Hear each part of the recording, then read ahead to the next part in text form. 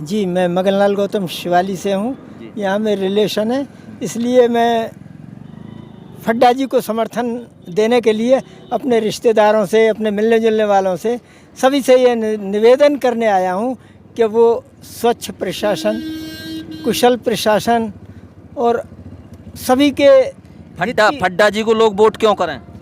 फड्डा जी को वोट इसलिए करें क्योंकि फड्डा जी जीतेंगे तो बहुजन समाज पार्टी की सरकार बनेगी, बहन जी की सरकार बनेगी। बहन जी की सरकार, आप अच्छे पत्रकार हैं, आप अच्छी तरह जानते हैं कि बहन जी की सरकार में सर्वजन हिताय सर्वजन सुखाय की नीति के अंतर्गत सभी लोगों के सुख की बात और हित की बात कही गई है।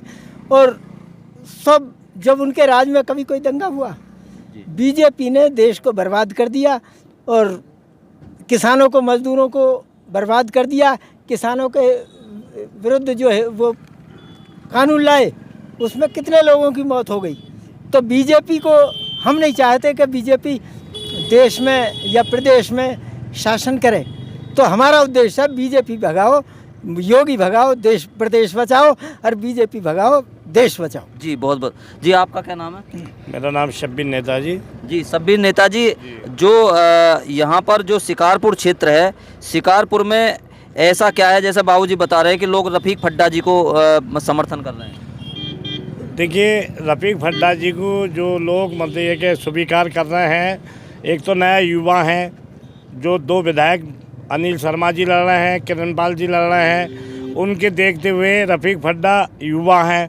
दूसरा, रफीक फड्डा खुर्जा से 2 दफ़े चेयरमैन वर्तमान हैं, पहले आप थे, अब उनकी बीवी हैं।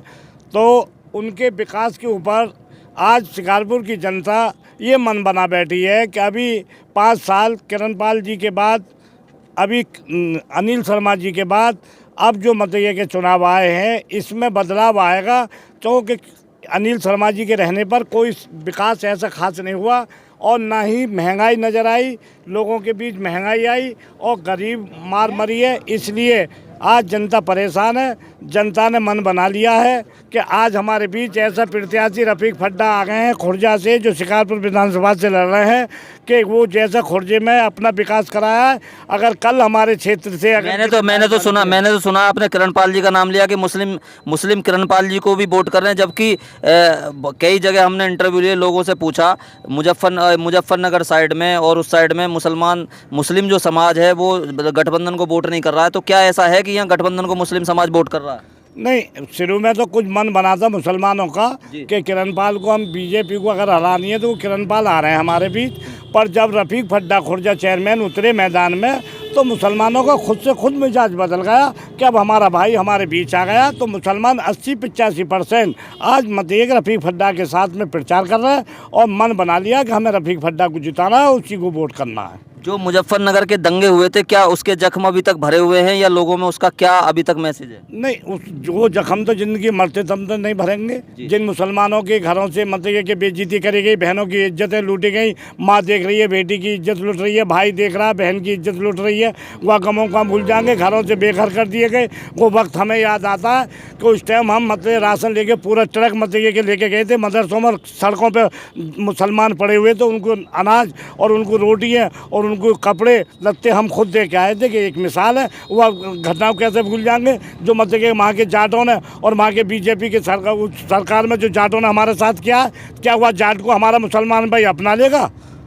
कतई नहीं अपनाएंगे। हम जाट को वोट नहीं देंगे, अपने भाई को मतलब रफीक फड्डा को देंगे और रफीक फड्डा को जिताएंगे। क्या जब बहुजन समाज पार्टी की 4 बार की सत्ता रही, उसमें मुसलमान सुरक्षित था, बहन बेटियां सुरक्षित थी, या पूरे देश के जो नौजवान थे उनको रोजगार मिला था? किस तरह का बहुजन समाज पार्टी की सरकार में काम हुआ था जो 4 बार की सत्ता? देखिए, बहन जी का सवाल तो ये है कि बहन जी दलितों की आवाज़ शुरू से लेकर चली, गरीबों की मसीहा थी।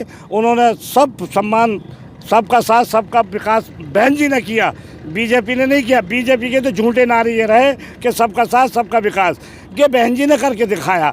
4 दफ़े मुख्यमंत्री बनी, बहन बेटी सुरक्षित रही, रोजगार मिला नौजवानों को, शिक्षाओं को मतलब नौजवानों को शिक्षा मिली, स्कूलें खुलवाए बहन जी ने, मकान बनवाए, विकास कराए। अम्बेडकर गांवों के सिवा दूसरे गांवों के अंदर विकास से देख लो, उन्होंने ये ना देखा कि ये ब्राह्मण गाँव है कि ये ठाकुर गाँव है। उन्होंने 1 लाख से विकास कराए।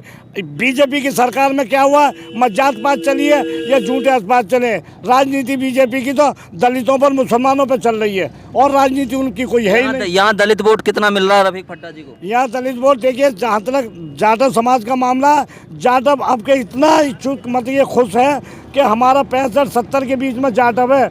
हमें उम्मीद है कि कम से कम हमारा 90% 95% जाटव हमारे साथ है। भारतीय जनता पार्टी कहती है कि उन्होंने मुसलमानों का सुरक्षित हित किया है, मुसलमानों के लिए काम किया है, और कुछ ऐसा भी सुनने में आता है कि मुसलमान जो लोग हैं या मतदाताओं बहुजन उसको भारतीय जनता पार्टी को वोट कर रहे हैं। देखिए, जहाँ तक बहुजन समाज पर उसकी बात है बीजेपी सरकार की, तो जैसे कि एक जाटव समाज अपनी एक वोट भी किसी भी पार्टी को देगा, कोई नहीं मानता है क्योंकि जाटव समाज है, इसने बहन जी के सिवा किसी को वोट नहीं दी होगी।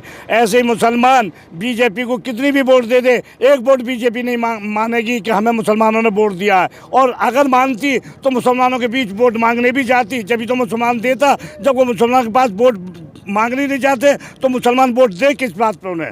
जी, तो इसका मतलब आपको ये लग रहा है कि जो आपने बताया कि जो जख्म नहीं भरे हुए हैं, तो शिकारपुर सीट पे जो मुस्लिम है वो कहीं ना कहीं जो इनको रफीक भट्टा जी को वोट कर रहा है। नहीं, मुसलमान तो इस टाइम 80-85% का मतलब कि खुल के रफीक भट्टा के साथ आया। 2 कहानी है उसके अंदर, एक तो विकास और एक अपना मतलब रोजगार के लिए, और दूसरी घटना वो कि इन लोगों ने मुजफ्फरनगर के अंदर इस तरीके के जालिमपना और वो बहनों के साथ में जुल्म किए थे, बड़े बूढ़ों के साथ, मुसलमानों के साथ, तो वो अत्याचार हुआ। मैं कहता हूँ सन 47 के बाद में जो झगड़े होने पर जब मतलब कि हिंदू मुस्लिम राइट हुई थी, उससे ज़्यादा इन जाटों ने किया। ये इतिहास है। जो इस देश के अंदर केंद्र की सरकार में भारतीय जनता पार्टी के शाहीन बाग का बहुत दिन तक आंदोलन चला। शाहीन बाग में ये चला, ये देश में ये बात भी हुई कि मुसलमानों को भगाया जा रहा है और आज़ादी से पहले के कागज लिए जा रहे हैं। क्या उस बात को लोग भूल गए या याद है अभी तक?